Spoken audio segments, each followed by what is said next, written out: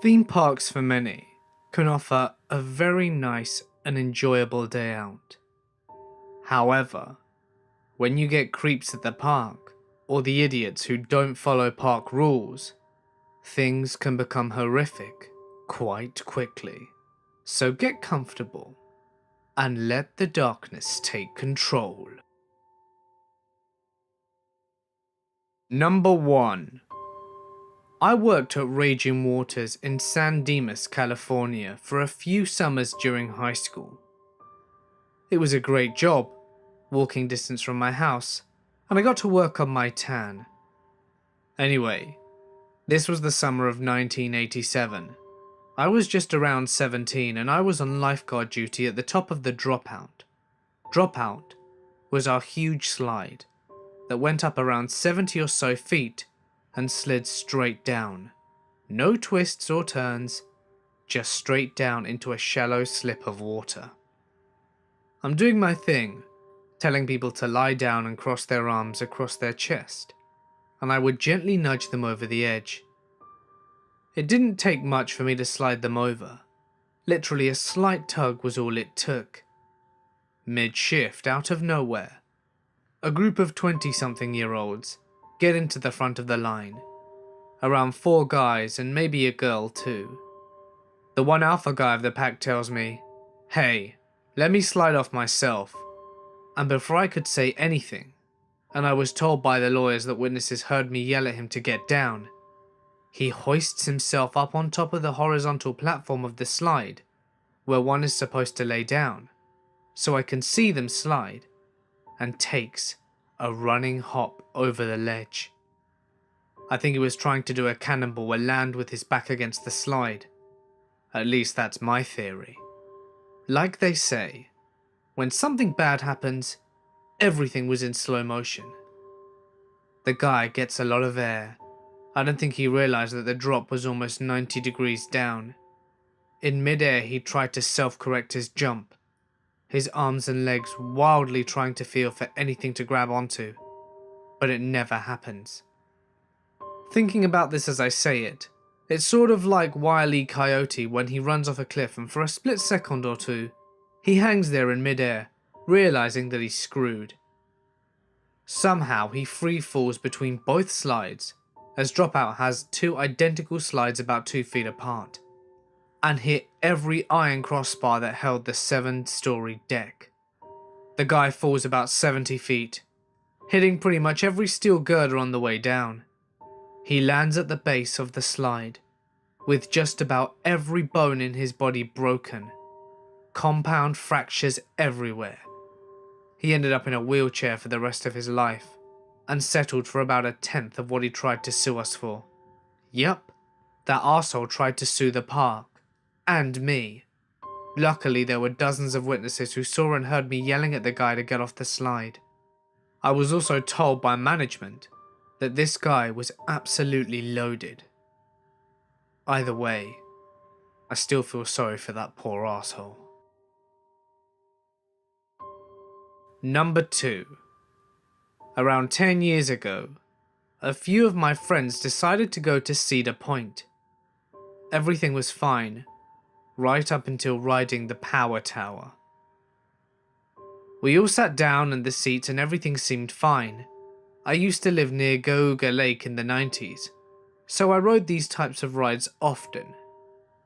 I sit down and start speaking with my friends, and push down the hydraulic metal restraint thing. Everything seemed fine, and we started moving in the air. About halfway up, I noticed that the hydraulic metal restraint never locked, and halfway up in the air, my friends noticed that the seatbelt could easily become unattached.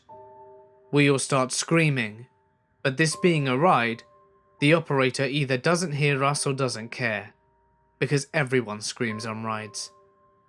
I came to realize that I could die, and did the only thing I could in this situation.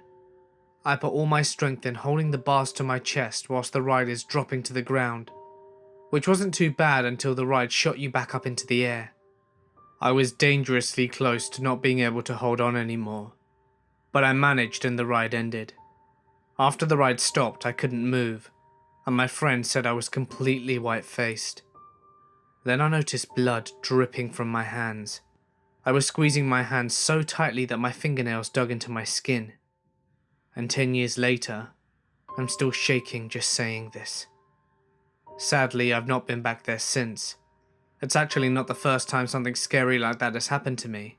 It's just the worst one. The other one happened when I was much younger and involved Geauga Lake. Not exactly a ride, but a swimming pool type thing called the Wave. They removed or changed it because people were getting hurt and almost drowning left, right and centre. The problem was that they allowed inner tubes, and on a busy day it would be nothing but rafts. The old design was one huge wave that came every 5 to 10 minutes, so you would likely be pushed underwater. And if there would be too many rafts in your general area, it could be very hard for you to come up and breathe again. If you're a kid trying to push a 300-pound person off a raft, it's almost impossible. The combination of these things happening to me have made theme parks perpetually unappealing. Number 3. I spent the first 10 years of my life in the city of San Jose, California. When my mother could afford it, she would take me to a theme park in the neighboring town of Sunnyvale called Great America. We went there around once or twice a year. The rides were fun, the food was good, and I wasn't paying, so I had a good time whenever we went. Except once when I was around the age of 7. About an hour or two into the day, I got that feeling. You know the one. When you get the sneaking suspicion that someone you can't see is watching your every move. I mentioned it to my mum, and she said that I was imagining things. We went on about our day and it was fun as usual, but I couldn't shake that feeling. All day it got steadily worse until I was literally begging my mum to take me home. And eventually she obliged, but couldn't figure out what had gotten into me. Now a little backstory. My parents got divorced when I was only a baby. When I was around 11, they reconnected and decided to get back together. Now a little backstory. My parents got divorced when I was only a baby, but when I was about 11, they reconnected and decided to get back together. And so we moved into a shitty little town called Eureka. My dad's father, who I refused to call my grandfather, lived in the same town. I would never speak to anyone, not even my father. He was in every sense of the word a recluse, and he passed away not long after we moved. And my father, being his next of kin, was tasked with going through all his things. The first word that came to mind when we entered the house was paranoid. There was at least one rifle in every room of the house, sometimes 2 or 3. There was a Colt .45 under his pillow, and another under the driver's seat of his car, and a snub-nosed .38 with a Ziploc bag in the back part of the toilet. Cameras were mounted on every exterior wall, and boxes upon opening, full of VHS tapes that collected recordings from these cameras, some of which were nearly worn out from repeated viewings. Suddenly, from the master bedroom, I hear my mum yell. My mum rarely swore in front of me, so I knew something was seriously wrong, and what I saw in my mum's hands shocked me to the core. It was a photo of me and my mother at the theme park. I was around 7, walking along with a corn dog in one hand and drink in the other, and I had a suspicious look on my face. I instantly remembered that day. My mother said that she felt faint and left the room. As it turns out, there were 30 pictures of us from that day, as well as some from other times and other places. Some of them were taken from within arm's reach. I'd never felt more creeped out in my life, and I haven't since. I don't know why he was spying on us, and I'm not sure that I want to. Number 4.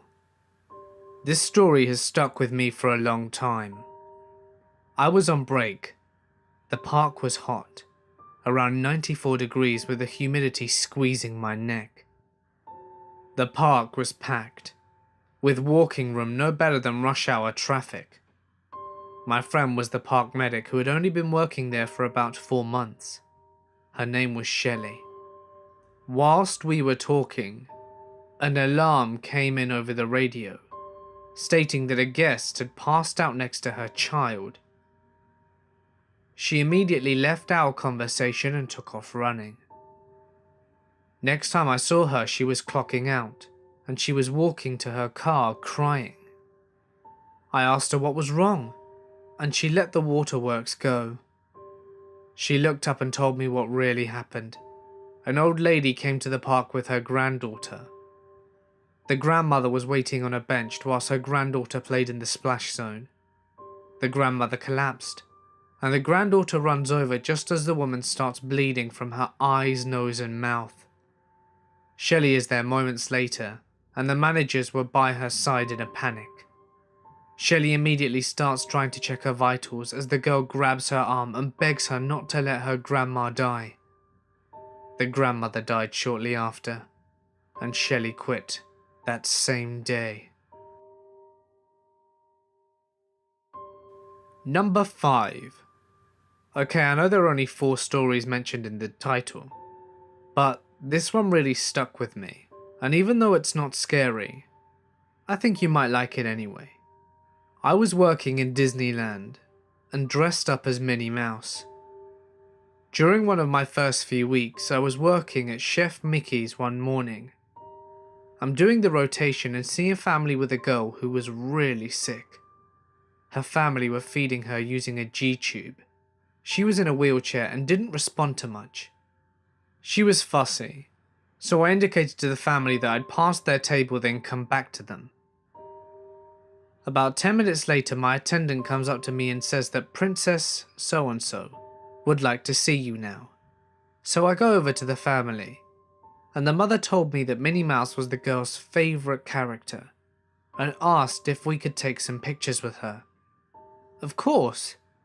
So the older brother, a teenager, is filming all of this, and I'm in character with the girl, and the girl smiles. The mother starts bawling and the dad starts crying too. Once I take a few pictures with the girl, I go to hug the mum, who hugged me back very tightly and said, "The doctor said she couldn't smile anymore. Thank you." Then I went to hug the dad, and he hugged me back so tightly and said, "Thank you so much. You have no idea what this means to us."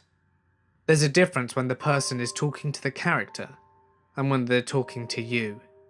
The dad was talking to me. So I go back on rotation, cursing that I can't wipe the tear out of my eye. The next day I go to work, and the check-in person says, "Do you know where the manager's office is? They want to talk to you." My first thought was, oh shit, what did I do? I go to the manager's office, and he closes the door behind me. "You were Minnie at Chef Mickey's yesterday for breakfast, right?" "Yes," I reply. "Did you meet a Give Kids the World family?" "Yeah," I reply. "Give Kids called us yesterday afternoon. They wanted to make sure you were personally thanked with a note on your record." "Why?" "The girl had an inoperable brain tumour. It was affecting a lot of her motor function, and her family's wish for her was to meet Minnie Mouse.